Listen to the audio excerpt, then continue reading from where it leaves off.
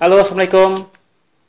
Ya, menyambung video kita yang kemarin ya kan, yang masalah viralnya Mas Baim dan kakek Suud. Di sini saya dapat ada lihat satu video ya kan. Ini video bisa dikatakan saya juga cukup senang ya dengan hal seperti yang dilakukan Mas Baim dan kakek Suud ini, yaitu saling memaafkan dan saling mengakui kesalahan. Dan saat peristiwa pertemuannya memang saya cari-cari memang nggak ada sih yang dikontenkan, hanya ada foto. Itu juga dari pihak yayasan apa gitu ya, saya juga kurang begitu nyimak tadi kan. Dan kita coba lihat ya, ini hal yang mengembirakan bagi kita, bagaimana video pertemuan kakek Baim dan ini saling memaafkan dan meminta maaf. Oke, kita coba dalam ya.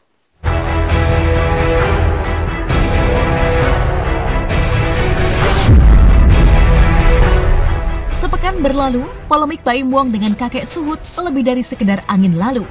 Viral momen Baim Wong seakan tidak suka dibuntuti orang tak dikenal, peristiwa 8 Oktober berujung timbul pro dan kontra. Kemarin, akhirnya keduanya bertemu, yang kabarnya Baim secara langsung untuk meminta maaf kepada kakek Suud. Dan diabadikan melalui sebuah foto, keduanya saling tabayun dan bermaaf-maafan.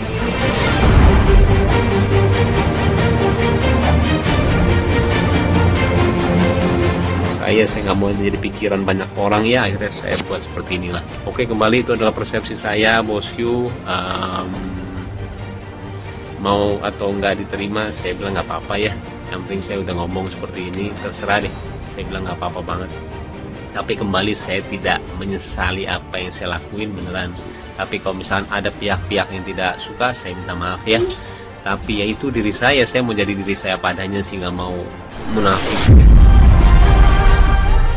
Alhamdulillah Mas, alhamdulillah, senang banget saya hari ini. Akhirnya bapak saya dan Mas Baim bisa saling memaafkan. Alhamdulillah ya. Soal kejadian yang kemarin-kemarin tuh udah saya ikhlaskan bener-bener. Pak Suud juga merasa bersalah juga. Ya demikian juga Mas Baim juga, ya sama-sama saling memaafkan juga. Saya juga sebagai anaknya, saya juga meminta maaf juga pada Mas Baim, pada halayak ramai juga. Kali ada statement dari awal kurang enak didengarnya, diterima gitu, saya mohon maafkan aja. Pintu saya selalu terbuka. Namanya orang maaf, Allah aja pemaaf, apalagi manusia mesti maafkan sesama.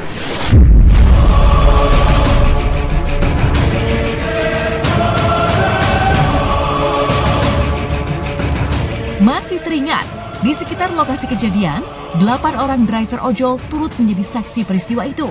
Menggali lebih dalam peristiwa yang ramai di media sosial, para driver ojol lantas memberikan kesaksian. Bagaimana para saksi melihat peristiwa tersebut? Saya nggak sempat melihat, posisi saya emang lagi di atas motor itu, baru datang banget. Pas saya datang, betulan Om Baim Wong bagi-bagi duit. Kok begini ya, saya lihat baik di luar, enak gitu ya. Kok kenapa Pak Baim jadi begitu ya? Saya juga heran gitu. Mungkin dia ada masalah. Itu aja Pak. Mungkin ada masalah aja, jadi dia nggak fokus ya, goyang ya.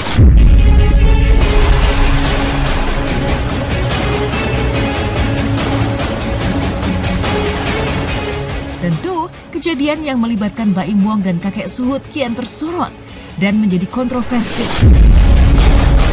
Dikala dirinya yang dikenal gemar menebarkan kebaikan, justru 8 Oktober lalu menguntai tragedi viral dengan kakek Suud. Apalagi di depan kakek Suud seakan meledek dengan memberi uang kepada para ojol tepat di hadapannya. Berkaca pada warga sekitar kejadian, benarkah sejatinya Baim Wong memang mudah larut dalam emosi? Ya kalau menurut saya Om Baim itu orangnya baik. Saya juga ngeliat di televisi apa di mana-mana suka bagi-bagi uang apa gimana gitu.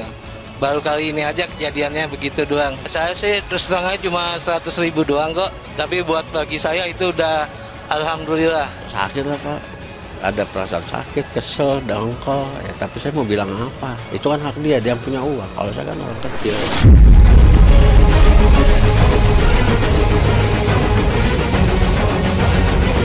Mengenal lebih jauh sosok kakek Suhut, banyak yang bertanya terkait pria berusia 70 tahun itu. Mengaku sebagai penjual buku rohani yang sedang mengalami sakit di bagian kaki hingga hidup serba kekurangan. Lantas, bagaimana sosok kakek Suhut di mata tetangga? Saya sehari-harinya dia ngeliat paling nyapu gitu aja. Nyapu, duduk, dengerin HP gitu aja. Tapi kalau buat sehari-harian dia untuk keliling jualan itu, saya kurang tahu. Ya kalau bagi saya sih sebagai tetangga kakek Suhut, ya per-peran aja ya. Saya nggak belain kakek Suhut, nggak belain sono sini.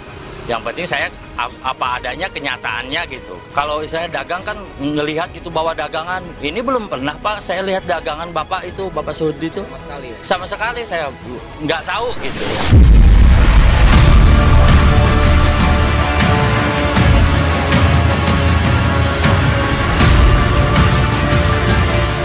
Miliki 3 anak serta beberapa cucu, tentu kakek Suhut menjadi sosok kepala keluarga yang dijadikan teladan. Alhasil, putranya Dedi angkat bicara terkait kejadian yang menimpa ayahnya. Lalu, seperti apa perilaku sebenarnya kakek Suhut di mata keluarga? Wah, udah lama sekali itu. Udah di Indosemen pas umur 65 tahun apa 62 gitu, saya lupa juga. Udah lama itu. Ya namanya orang tua ya, pasti kan ada akal berpikir yang agak telat juga atau kadang lupa ya, namanya umur ya.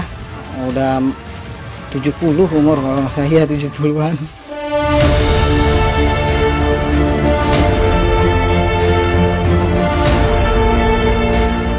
Di balik kejadian kakek Suhut menerima amarah, justru kini ia banjir berkah. Orang-orang baik datang untuk bersedekah. Ia menerima banyak bantuan, salah satunya dari Yayasan Gerak Menebar Kebaikan yang memberi donasi dari masyarakat senilai 50 juta rupiah. Izin untuk open donasi ke pihak keluarga, gitu kan, bersedia atau enggaknya untuk di-open donasi, dan alhamdulillah dari pihak keluarga bersedia dan Bapak juga bersedia. Saat ini sih dari hari Senin sampai hari ini nih, hari Rabu kita close, sudah terkumpul itu 50 jutaan. Mungkin kalau untuk bantuan ya, makanya saya bilang jangan salah milih bantu orang, dilihat dulu.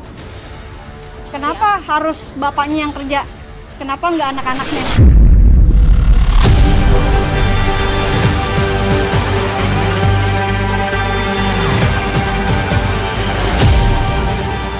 Terakhir, viral di media sosial, sebuah video memperlihatkan pengusaha asal Kalimantan Timur, Haji Sasa, menyambangi kediaman kakek Suhut. Usut punya usut, ia hadir membawa uang tunai senilai 10 juta rupiah. Melihat nominal angka bertebaran, benarkah kakek Suhut hendak membangun usaha sendiri?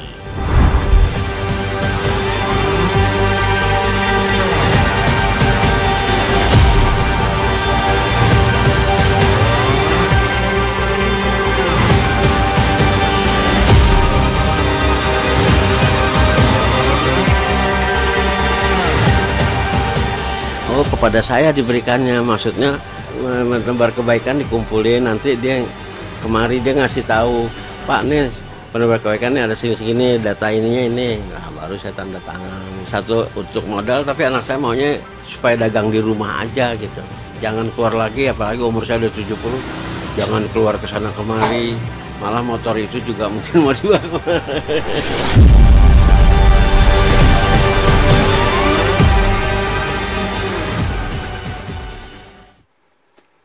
Oke ya, setelah kita saksikan tadi video dari salah satu awak media ya kan, dimana di situ saya pribadi ikut senang karena sudah melakukan tabayun, saling bermaaf-maafan dan mengakui saling salah.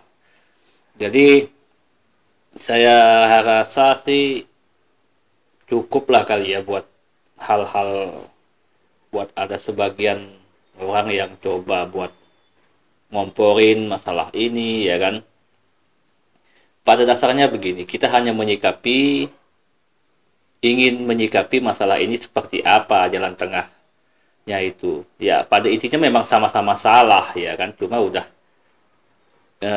terlanjur dinaikkan ke atas, jadi akhirnya jadi kayak apa, jadi video konten Mas Baim yang kemarin itu ya kan.